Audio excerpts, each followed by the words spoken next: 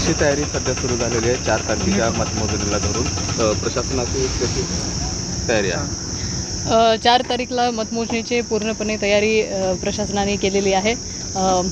Polytechnic college नातापूर road इथे मतमोजणी होणार आहे. सर्व उमेदवार आणि त्यांचे प्रतिनिधी आणि एजंट्स त्यांचे पण त्यांनाही निरोप गेलेला आहेत. पूर्णपणे तयारी झालेली आहे. 6 वेगवेगळ्या मतमोजणी हॉलमध्ये मतमोजणी होणार आहे 6 विधानसभा मतदारसंघाचा आणि एक स्वतंत्र पोस्टल बॅलेट काउंटिंगची सुद्धा व्यवस्था करण्यात आलेली आहे. आतापर्यंत 4,500 पोस्टल बॅलेटची रिसिव्ह या ठिकाणी झालेला आहे.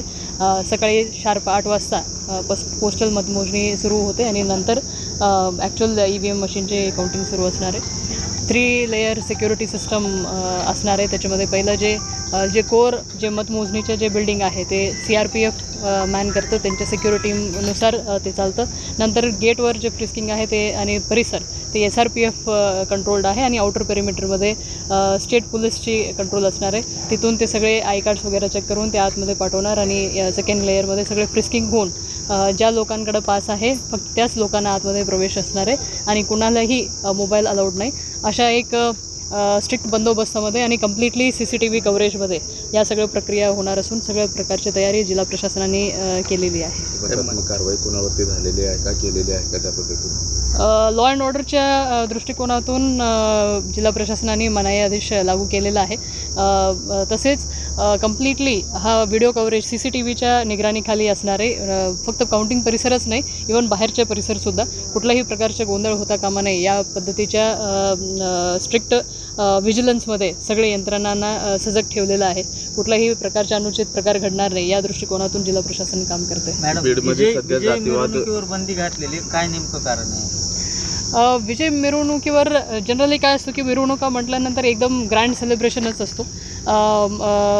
आपलं जे काही हे असतो आनंद असतो ते वेगवेगळ्या पद्धतीने सुद्धा साजरा होऊ शकतं. अननेसेसरी कुठल्याही घटकामध्ये असंतोष पसरविणार नाही या दृष्टिकोनातून प्रशासन त्या पद्धतीच्या निर्देश दिलेले आहेत. बीडमध्ये सध्या 2 जाती आमने-सामने आलेले आहेत. गेल्या 15 ते 20 दिवसापासून बघतोय एकमेकावर बहिष्कार घालण्याची भाषा होतात. अशा पद्धतीने 4 तारखेला निकाल आहे. तुम्ही काय दोन्ही समाजाला आवाहन करा? समाजामध्ये तेढ निर्माण आता काही आपल्याला त्याच्यावर बोलता येणार नाही बिकॉज आता कुठल्याही प्रकारच्या तसं हे नाही आहे. एका गावाच्या लोकांनी असं ते पोस्ट केलं होतं परंतु त्याच्या सीमितच राहून ते बंद झालेलं आहे. आता कुठल्याही प्रकारचे डिफरन्सेस नाही आहे. आता सगळेजण एकमेकांना शेवटी सगळेजण असंच विचार करतात की गावामध्ये त्यांना सोबतच राहायचं आहे, त्याच्यामुळे असं काही द्वेष निर्माण होणे या पद्धतीचे काही नाही. तरीसुद्धा लोकांना आव्हान मला करायचं आहे की सगळेजण एकमेकांच्या सोबत राहायचं आहे तर गावामध्ये डिफरन्सेस ऑफ ओपिनियन ठेवता कामा नाही. सगळेजणांनी आनंदाने एकत्रित राहिलं तर नक्की कुठल्याही प्रकारचे लॉ अँड ऑर्डर प्रॉब्लेम्स होणार नाही आणि असे होणार पण नाही अशी खात्री जिल्हाधिकारी म्हणून मला आहे. शेवटी सगळ्यांच्या मनामध्ये जे असतो की जे आमच्यासोबत असणारे लोक आहेत, जे रोज असणारे लोक आहेत त्यांच्यासोबत तेढ निर्माण करून घेऊन काही उपयोग होत नसतं.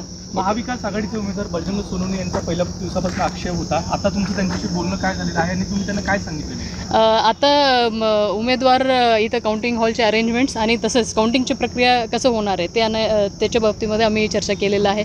पोस्टल बॅलेटची काउंटिंगची व्यवस्था कशी आहे, इव्हन काउंटिंग हॉल मतमोजणीमध्ये EVM मशीनच्या काउंटिंगच्या टेबलमध्ये जसं आपण किती लोकांना नेमलेलं आहे, टॅब्युलेशन टीम्स किती आहेत आणि कुठल्या पद्धतीच्या राऊंड्स डिक्लेरेशन होणार आहे या संपूर्ण पद्धतीच्या कार्यप्रक्रिया जी आहे ते आम्ही चर्चा केलेली आहे. मॅडम साधारण किती तास हे राऊंड चालणार आहेत एक अंदाज? 8 तास चालतील असा अंदाज आहे. सर्वात जास्त राऊंड आष्टी विधानसभा मतदारसंघाचे आहे, 32 राऊंड आहे. त्याच्यामुळे 8 तास लागणारच आहे.